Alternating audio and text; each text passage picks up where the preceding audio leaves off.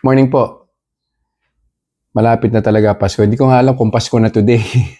So nakikita niyo naman po, no? Another orange box. Kararating lang po nito yesterday, no? So hindi ko na po muna nabuksan yesterday. So ngayon ko lang po naasikaso.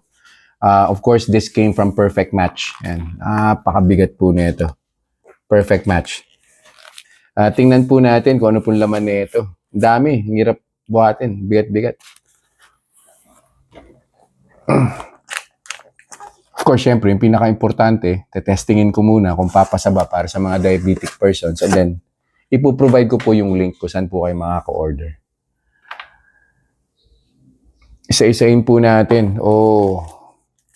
Ayan, naghahanap ka ng champurado. Meron na po sila instant champurado.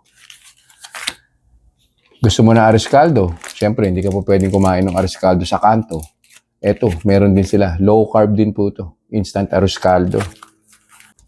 So, puro gusto mo ng pasta, gusto mo ng pansit. Ayan, no? Konjac po siya lahat, to. Shirataki konjac rice. Ayan. Noodles. Spaghetti noodles, ayan.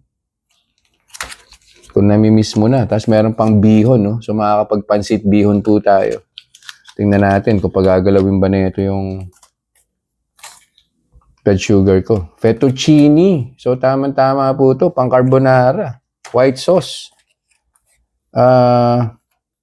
Pen ba to? Pen? Pepeni? Pen pasta. Ayan. So, parang maliliit, may ikli po siya na fettuccine.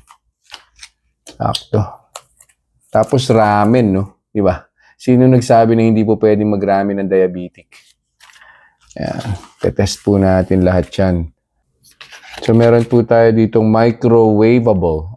Microwave ready po ito. Yung mga cup mug cake mix. Ayan, nauuso po ito eh. So, meron po ditong matcha. Oh, di ba? Gusto mo ng cupcake na matcha? Ito na yun. Cinnamon. Tapos ito po, red velvet. Ayan. So, 5 flavors po lahat. Of course, yung mga link po na ito, ilalagay ko po lahat sa description section. Tapos may mga baking, bago po tayo pumunta rin sa baking needs, no? Meron din po silang sugar-free spaghetti sauce.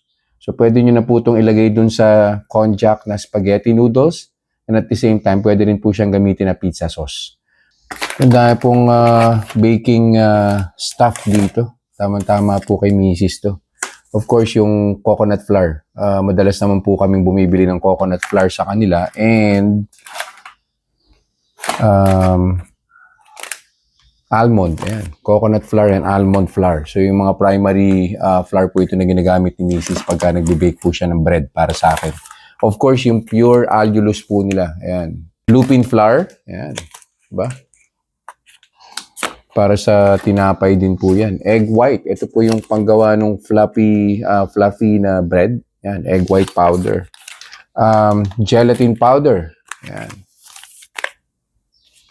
Ito hindi ko pa po na-try. So, meron pong pinadala sa Perfect Match na monk fruit.